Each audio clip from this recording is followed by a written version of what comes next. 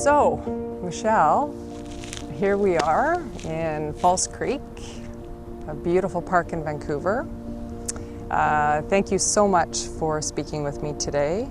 I can already tell that I'm going to be emotional, so I'm just going to start off by saying that. It's not an easy topic, but I so admire your courage for speaking with me today. So first off, thank you. Thank you for inviting me. It really does feel good to have a chance to speak and share some of our family stories and experiences. So thank you. It's important, yes. Yeah. So let's talk about your family. Let's talk about schizophrenia is not an easy term. It's not an easy diagnosis, but let's first off talk about your son. Tell us about Ricky. Well, it was beautiful and joyful and still is in many ways. So, when he was young, he just absolutely loved anything electronic, or he just loved his friends and being busy. But around adolescence, he started to show a lot of signs of anxieties, and then, well, he just kind of progressed until one day we were seeking help, thinking this is not okay, something's going on. So what type of things were you seeing, Michele? For somebody who doesn't know about those signs that you were talking about, what were some things that you were seeing Ricky go through? Well, he was more difficult, because even when he was small, I thought he might have something like autism, because he was just had difficulty speaking and expressing himself. Like I was saying, he could take anything apart and put it back together when he was 4 or 5 years old, but for speaking, not so much. So he wasn't exactly letting us know what was going on. It was just watching that he was having increasing difficulty being connected and speaking the way his brother was, and when he was a teenager, he just started not being able to take care of himself, and seemed to have difficulty understanding what was going on, and eventually started to realize this is a bigger struggle than just a personality. Like, it's just different personalities. Something is going on with him. Yeah, because I can understand as a parent, you're seeing your teenage son who probably, like you said, struggling in school. Yeah, exactly. He's a typical boy, with his friends and maybe, struggling in school. So I can understand as a parent how you probably thought, well, maybe this is just normal. Maybe this is just, his personality coming through and just how he is, and we're just going to have to adapt. So when did you start to say, okay, this is more than Ricky's personality and how he is, and when did you realize, or what did you see when you started to behaviors that, suddenly he's leaving garlic around the house, and then he started digging holes in the yard to bury the garlic. And when I ask him what's going on, it's like he's not there. He's not answering why he's doing that, and eventually you realize it's voices telling him that he has to do these things, and he's not sleeping, and he's pacing, and he's disappearing. So, yeah. I've heard that before. It's in the eyes. Yeah, he's disappearing. Yeah, it's not him. So, and then another day he'll be him. Wow. So yes, it's very, very difficult and confusing, because so often it is just him, his personal little quirks and so on, and then burying garlic in the yard isn't okay. Something's definitely going on. I'm always interested in what people refer to as psychosis, because people have different ideas based on their own personal experience and their own family experience. For my son, it's like trying to understand why his brain is telling him that there's this other stuff going on that the rest of us don't see or hear. You know, that someone would believe that a voice is telling them they have to protect themselves and their family by planting garlic around the house. And it's very difficult to have a conversation with someone who's very scared and worried about what will happen if he doesn't do these things. Yeah, those voices are real. Oh, very, yes. It's like having a full blast radio station. That's the way he describes it. I said to him, you mean like it's like a radio station? Yes, that's it. Can you imagine living with a radio station in your mind all the time where you couldn't just turn a knob and turn it off? And he'll imagine people who he hasn't seen for years are yelling at him. I know. It would be exhausting. Yeah, oh yes, when you see him he's supposed to do a little studying, he's trying to do school or something, and he's trying to study, try and study with someone yelling at you. He'll look at the same sentence and then he gets frustrated and then he gets upset and then he paces around and then he's trying to do it again. And so we started seeking help and had for quite a while because I was worried about his other learning difficulties and so on. But we eventually, he went to stay with my sister because we didn't have access to anything where we lived, and she really noticed when he was staying with her. From the time he was there before till the time he went to stay again, she went, oh my God.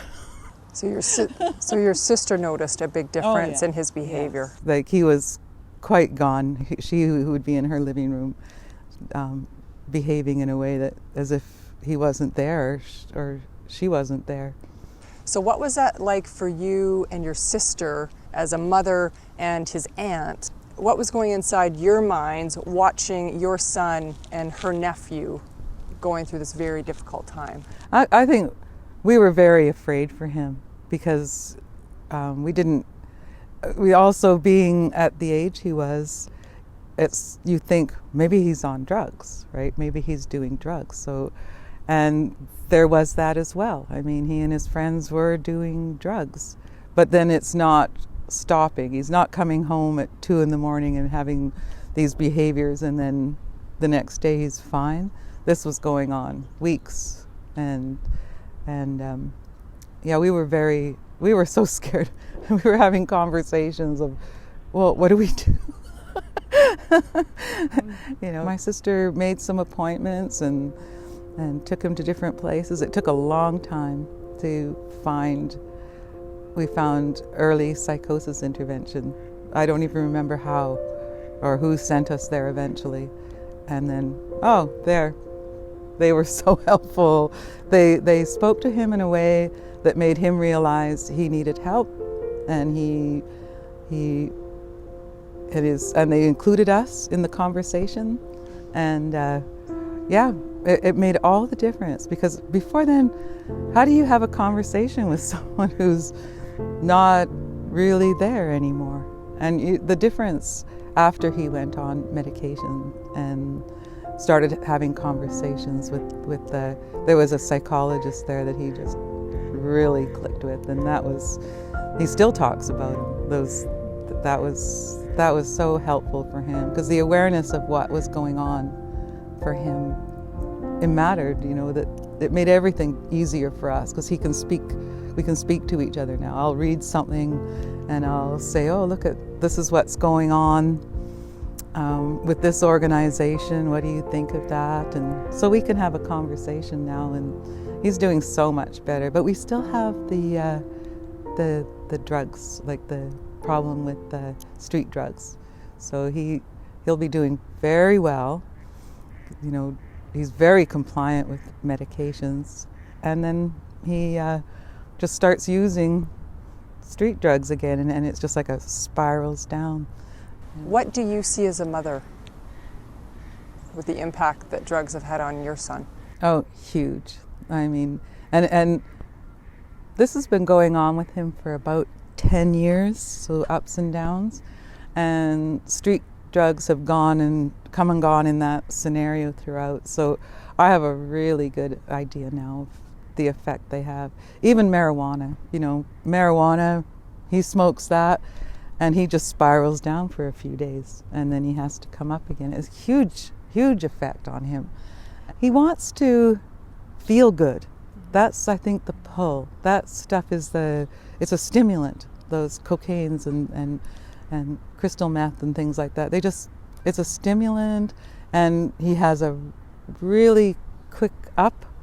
It's that feeling good, because a lot of the time he's not having very many problems with psychosis. It's depression and just that feeling he has all the time, and it's a real draw. I can tell within 24 hours, oh, he started again. What do you see? What signs and symptoms when you say that he spirals? Oh, what do you see? High anxiety just skyrockets, and it's really noticeable. It's almost like he's not on his medications anymore. It's like he's right back down the rabbit hole. So that on him, it has a very, very significant impact on his mental health. Now let's talk about violence. And that's a tough word to say when you're talking about schizophrenia, but it's out there, and unfortunately, untreated schizophrenia, violence can be a big part of that. Yeah. What have you and your sister gone through in terms of your son around violence? Well, I have never been afraid of my son. He's never been threatening towards me, but when he's in, it's more like when he's really anxious and frustrated, he would be very volatile, and the situations that he has gotten into where he became violent involved alcohol and involved someone who wanted to fight first, and he reacted the way any other person, drunk and confronted, reacts, right? And that has nothing to do with his schizophrenia.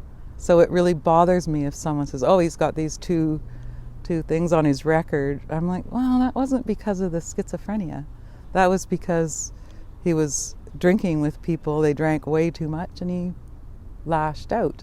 So people are afraid of people who seem different to them all the time. Like, I find that it's very difficult for me to understand why it's such an automatic assumption that his schizophrenia was the reason for this violence, when in fact it was alcohol.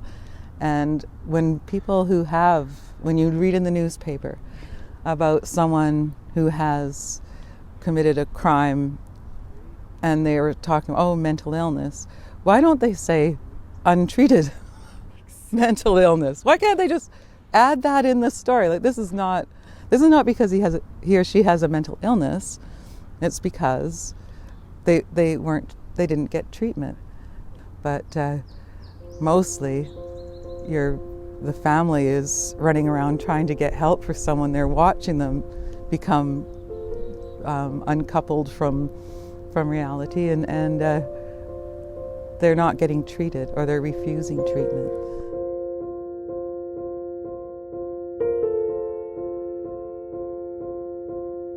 I had 2 sons with mental illness, as it turned out, and they were totally different. I used to call them my bookends, because I had 2 sons, but they were so unalike. Every little detail of their personality and the way they responded to things, Ricky's is I find it easier to grasp, because there's an amount of understanding of schizophrenia as a brain illness, and right now his diagnosis is schizoaffective disorder, because he's so emotional as well. But somehow I can make more sense of it. his brother, that's bipolar personality disorder. We never ever, really tried to get him help, but unfortunately, we had very bad luck when the people we took him to. He ended up dying of suicide at age 22, and he died without any diagnosis. So I always think, if someone had helped us, he'd be alive. He was really smart, really busy, had so many friends. When he died, there was just like hundreds of people showed up, and he was everything went so quiet after he died. So yeah, that was that's only just, that was 7 years ago too. Look at me. I still puddle up. But you never stopped being a mom. No. And what a gift to be able to have two children. Oh, yeah. With very different personalities. Yes. The part that breaks my heart for you as a mother, that you have 2 sons. Yeah. And both have brain illnesses. Yes. Very different brain illnesses, as you've described. Oh yes, and I think somehow not having a child with a mental illness is just good luck, The theme through all of this is that you are a very active mother, involved with both of your sons' journey. Yeah. Let's talk about the importance of family involvement and where family comes into play, because I think in a lot of ways, family tends to get forgotten. Yes. and I think you are a prime example of the importance of having family involvement, but I'd love to hear your thoughts on that. Well, I think my children were the earth, the moon, and the stars to me. So, when things start to go wrong and you're only looking for the best thing for them, what's best for them, their personalities, their needs, where are we going? What's the best thing that I can do to facilitate what you want in life besides bull riding? Look at it, I have a line drawn every once in a while. I don't blame you on that one. Yeah.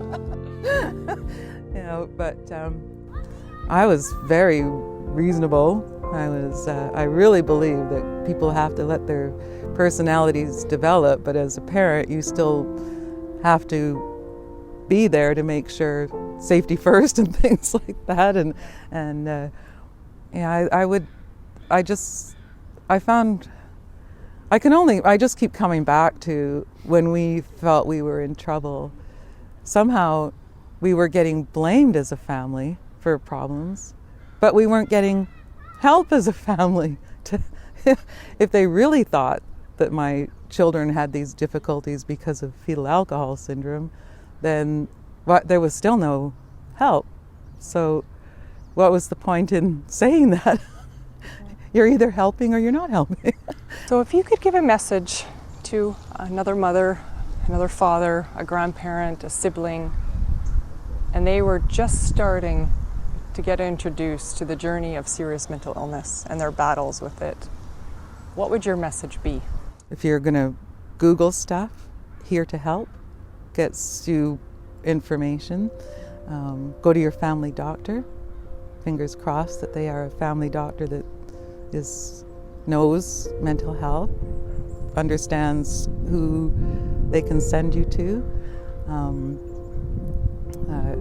Join BCSS and get information if you think that it's, the range of things that it could be when you're first starting out. You're just like, this is beyond defiance, teenage defiance. Something is way beyond that. Look to professionals for help. Go ask other families if you can find other families willing to speak to you. But And the world needs more people like you who are willing to speak out about mental illness. Absolutely. So thank you for sharing your story. Thank you for being a part of talking about this and increasing awareness and doing everything we can to raise the awareness and increase that mental health literacy. So thank you. Thank you. I wish I could give you a big hug right now. So thank you. Next year. Next year. Next year. Yes.